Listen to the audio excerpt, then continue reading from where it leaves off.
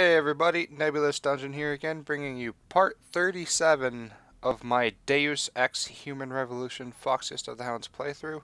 And after this video, there are only 4 more videos left before this series is finally finished. It's taken me something like 14 months to do it, but it's done, and I'm happy with that. Obviously, I wish I could have finished it sooner for you guys. Excuse me.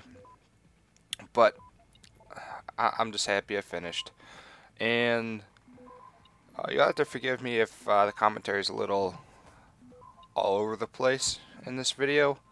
I'm running on like 2 hours of sleep right now, and I'm still pretty exhausted. So, also in this video, I'm going to be walking you guys through the Jaron boss battle, which is actually pretty easy. Like I said, as long as you didn't get your GPL device replaced when it was, glitching earlier in this video series, you'll be fine. It's not going to mess with you.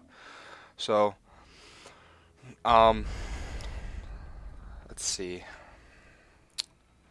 Oh yeah, the thing I wanted to talk about today was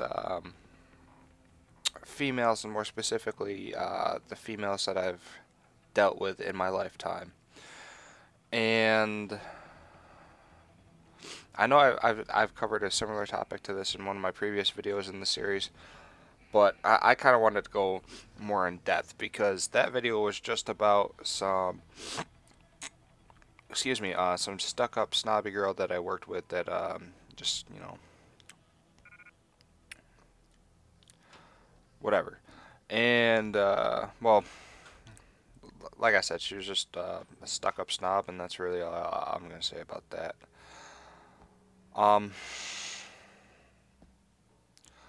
More specifically, I want to talk about.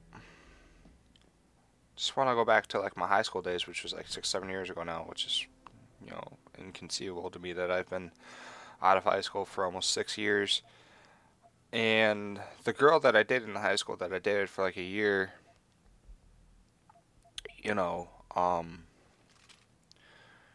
looking back on it, that was a great year, and I really did love her, really did care about her, and I still think she's a good person or whatever.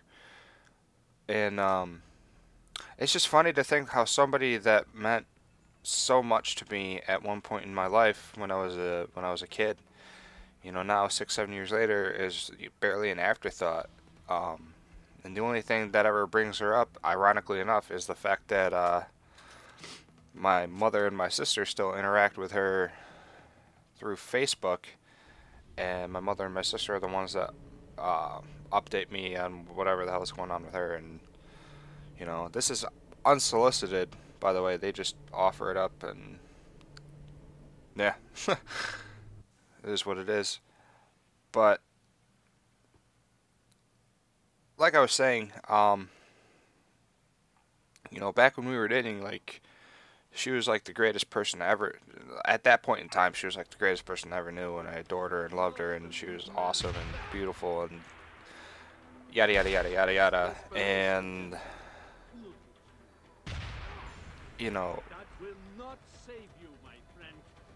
after having so many years away and having clarity, I've grown to understand that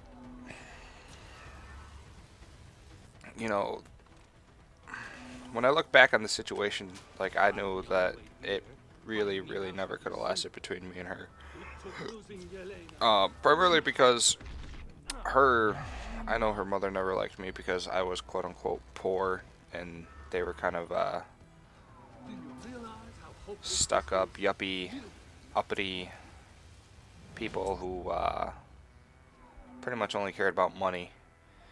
And I was just raised differently, I guess. It's no fault of my ex. You know what I mean? It's just she was primarily raised by her mom, and it's funny, in a year of dating her, I never met her father. So I guess I lucked out there. But yeah, and ever since then, like, I've had absolutely no luck with girls at all ever since me and her split. And there was a girl pretty much immediately after me and her split that there was some interest in, but she kind of was shady and grimy. She was a pretty shady and grimy chick. A buddy of mine was kind enough to make sure I knew that before I jumped into that situation. But but regardless, you know, it would have been my decision if anything were to have happened. But nothing ever happened with that girl immediately after I broke up with my ex. So, you know, no harm, no foul, I guess, if you want to say that. And pretty much ever since then, I guess you could say I took myself off the market, so to speak. And when I started working at Walmart, where dreams and souls go to die, there were a couple of girls that I had interest in over the course of my 2 years at Walmart. One girl, we actually got along, and you know, we were pretty tight, and you know, I thought it could have been something cool. But ultimately, like, the day that I asked her to be my girlfriend, that very same day she dumped me to date my best friend. So yeah, that's my luck. And the next girl after that was, let's see, that I tried to date. What was that scenario? What happened there? Let's give me a second. I'm just trying to remember. Oh yeah, she ended up not being with me so she could be with a guy that be with her ex that just treated her like absolute shit. And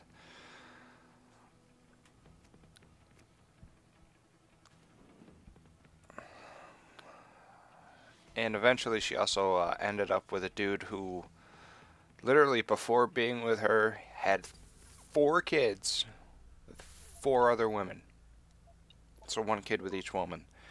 And I can only laugh my balls off at this point at that, because it's like, really that's who you chose over me.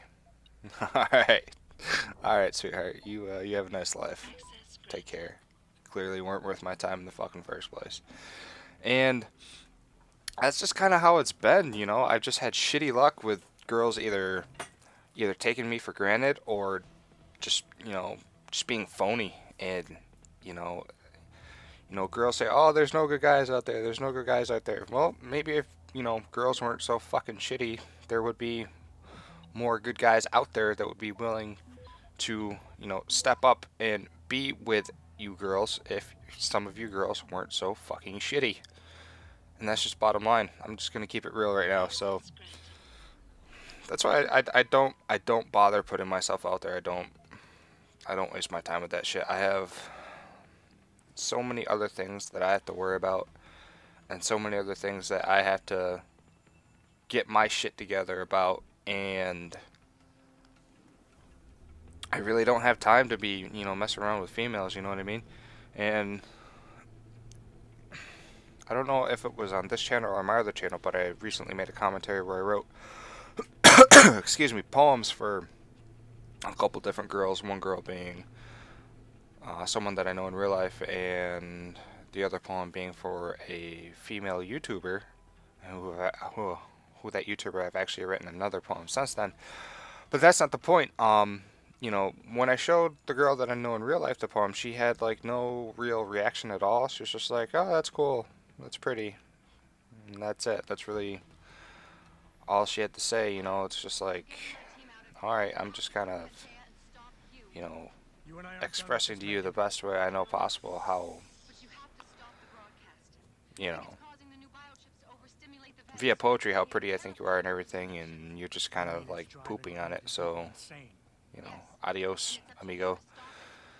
Whereas the girl from YouTube, like when I showed her the first one, she was so like so happy and so grateful and so thankful and just enjoyed it so much. And that stuff like that is my high. When somebody really likes what I write for them, that really makes me feel good. And this YouTube chick, she's like honestly, and I know it's fucking weird to say that about someone over the internet, but she's honestly the most real person most real girl, I should say, that I've encountered in years. And I know it's the end of the video. I'm gonna wrap this up real quick. And she hasn't responded to. Sorry. She hasn't responded to the most recent poem that I've sent her yet. I don't think she's had a chance to read it. I think I only sent it to her yesterday. So, um, yeah, but I mean, it's just kind of weird that I have to that the first real female that I find that's just like a real genuine chick is someone that's on the internet and not someone that I know in real life. So I'll leave it at that.